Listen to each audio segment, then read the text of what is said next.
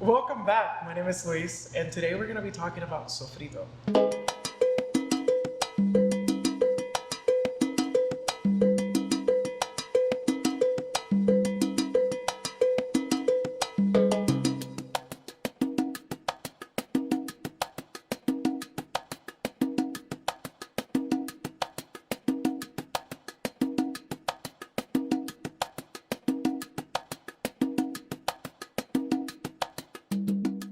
What is sofrito?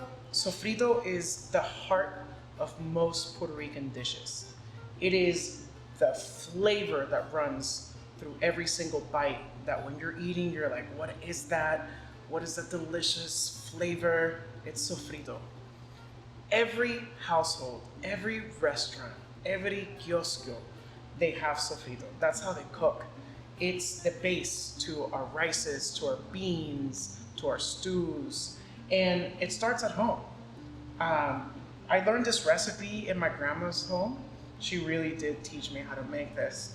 She would make big batches of it, and she would just give it out to her neighbors. She would give it out to my family members, and that sofrito smell, it just lingers. If you were in this room right now, trust me, you already smell sofrito. So I want to walk you through the ingredients that you will need to find at your local grocery store. I'm going to make it as basic as possible, and I'm going to take you through the steps. So join me. Starting now, we're going to do some white onion. White onion is honestly the best. Don't worry about sweet or yellow or whatever, just simple white onion. The onion ratio to me is always best when it's half of the recipe, just depending on how much you're gonna make. Moving forward is the most special ingredient that you're not gonna find in most places. However, I'll tell you a key ingredient that you can replace: culantro. Culantro in Puerto Rico is called recao. Recao, all my life, it was just in the backyard.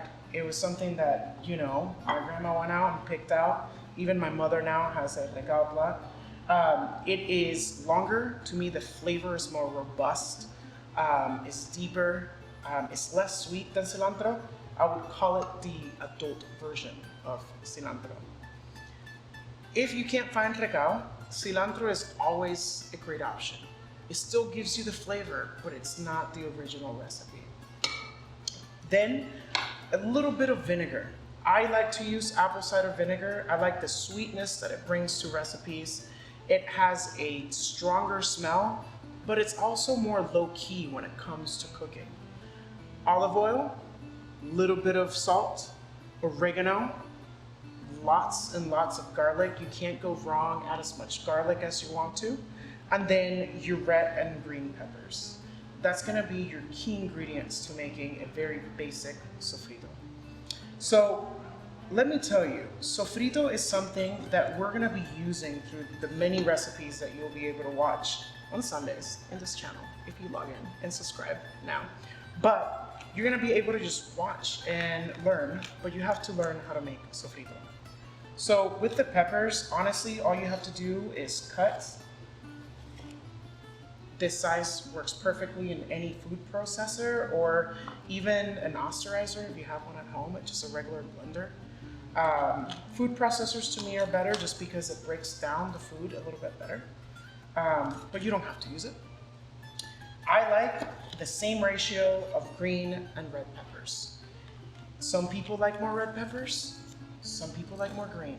Make it and then decide which one you like best. And if you've already made this recipe, I want you to try doing half and half and letting me know what you think. Growing up, I remember just doing this exact same thing, and I would just tear apart the pepper and waste half of it. But you don't have to. I don't have to do that anymore. But anyhow, so with the food processor, I always add a little bit of water just to begin.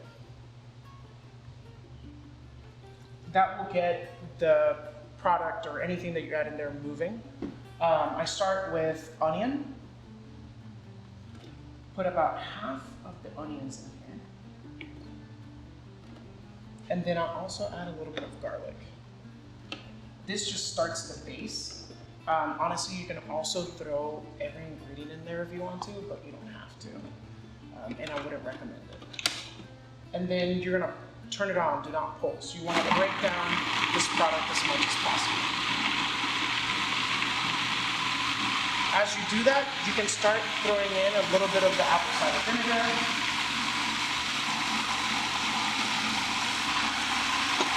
the olive oil,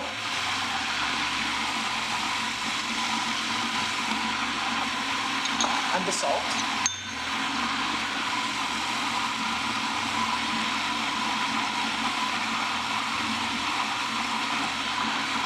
And just let that blend. This seems to have a pretty great consistency at the moment. And I'm just gonna go ahead and start adding the other ingredients. When it comes to adding the cilantro, the culantro, I go ahead and add the entire leaf. It will break down. Add some peppers in here.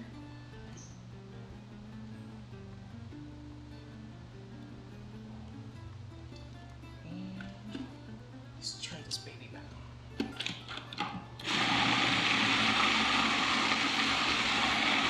Add a drink. As you wish. I'm gonna go ahead and add the oregano as well.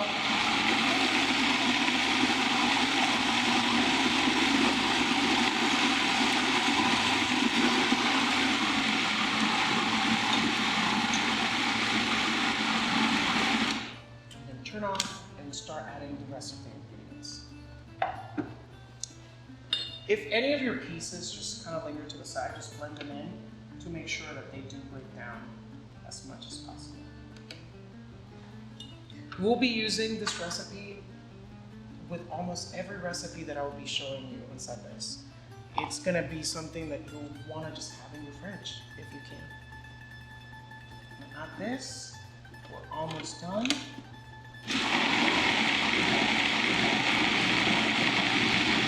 By this time, you're gonna be smelling this beautiful, just powerful smell of just gorgeous spices, onions, peppers. I absolutely love it. I'm gonna go ahead and add more onions.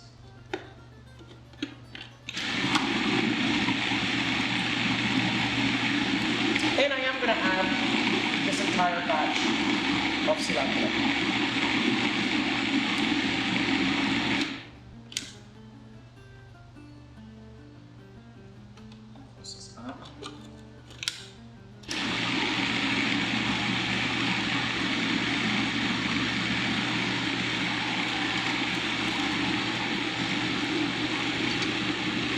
Now blending, and we're almost done with this recipe.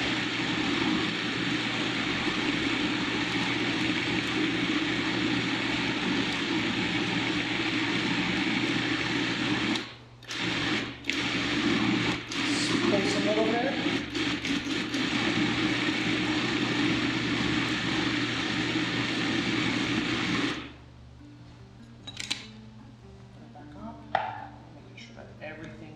Down.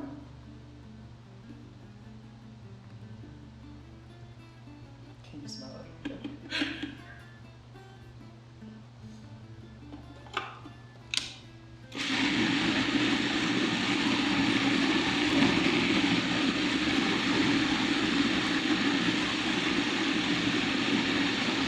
And we're done.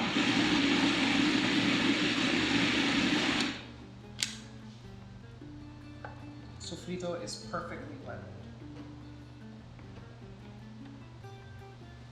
So I just kind of want to give you a show and just show you exactly the texture that we're looking for, the color that I believe is just the perfect balance for your food. Not too green, not too red, and also not too clear, because this will give color and flavor to your food as well. Some people do add some sazon to the sofrito, which is very normal. And I always say, like, be creative with your food. Like, if you feel that something's missing, add it. It's okay. There's really no boundaries when it comes to making your own food yours. I just want to give you the basic recipe on how to give that flavor that we all love in Puerto Rican food. And this right here is just the color that I'm looking for when I make my sofrito.